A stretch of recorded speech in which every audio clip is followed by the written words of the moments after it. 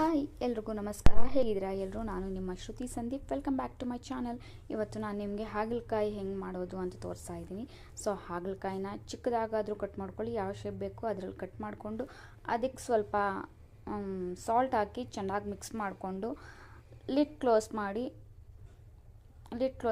ಒಂದು 30 ಮಿನಿಟ್ಸ್ ಅದನ್ನು ಬಿಟ್ಟು ಆಮೇಲೆ ಅದು 30 ಮಿನಿಟ್ಸ್ ಆದಮೇಲೆ ತೆಗೆದು ಅದಕ್ಕೆ ನೀರು ಹಾಕಿ ನೀರಲ್ಲಿ ಚೆನ್ನಾಗಿ ವಾಶ್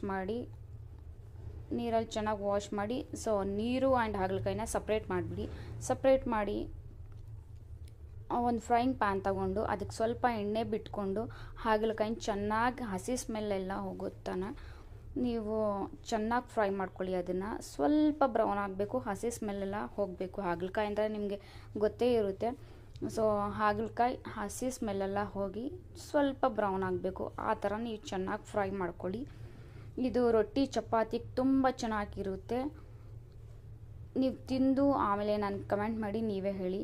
ಆಮೇಲೆ ಇನ್ನೊಂದು ಅದೇ ಫ್ರೈಯಿಂಗ್ ಪ್ಯಾನ್ಗೆ ಸ್ವಲ್ಪ ಚಿಕ್ಕದಾಗಿ ಹೆಚ್ಚಿರೋ ಈರುಳ್ಳಿನ ಸ್ವಲ್ಪ ಬ್ರೌನ್ ಆಗೋವರೆಗೂ ಚೆನ್ನಾಗಿ ಮಿಕ್ಸ್ ಮಾಡ್ಕೊಳ್ಳಿ.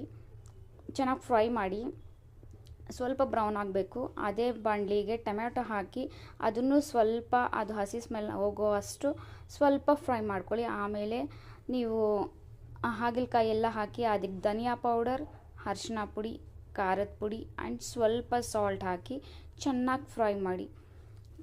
ಸ್ವಲ್ಪ ಹಸಿ ಸ್ಮೆಲ್ಲೆಲ್ಲ ಆಗಲೇ ಹೋಗಿರುತ್ತೆ. ಸೊ ಸ್ವಲ್ಪ ಫ್ರೈ ಮಾಡ್ಕೊಳ್ಳಿ. ನಿಮ್ಮ ಕನ್ಸಿಸ್ಟೆನ್ಸಿ ಓಕೆ ಅನ್ನೋವರೆಗೂ ಚೆನ್ನಾಗಿ ಫ್ರೈ ಮಾಡ್ಕೊಂಡ್ಬಿಡಿ. ಸ್ವಲ್ಪ ಫ್ರೈ ಮಾಡಿಕೊಂಡ್ರೆ ಸಾಕು, ಆಗಲೇ ಹಸಿ ಸ್ಮೆಲ್ಲೆಲ್ಲ ಹೋಗಿರುತ್ತೆ. ಫ್ರೈ ಮಾಡಿಕೊಂಡ್ರೆ ನಿಮ್ಗೆ ರೆಡಿ ಆಗಿಬಿಡುತ್ತೆ ಹಾಗಲಕಾಯಿ ಪಲ್ಯ. ಇದು ರೊಟ್ಟಿ ಚಪಾತಿ ಜೊತೆ ತಿಂದರೆ ತುಂಬ ಚೆನ್ನಾಗಿರುತ್ತೆ. ನೀವೆಲ್ಲರೂ ಈ ಪಲ್ಯನ ಟ್ರೈ ಮಾಡಿ ತಿಂದು ನಾನು ಕಮೆಂಟ್ ಮಾಡಿ. ಸೊ ತುಂಬ ಚೆನ್ನಾಗಿರುತ್ತೆ, ತಿಂದು ನೋಡಿ. ಥ್ಯಾಂಕ್ ಯು ಸೋ ಮಚ್ ಈ ವಿಡಿಯೋ ನೋಡಿದ್ದಕ್ಕೆ. Thank you.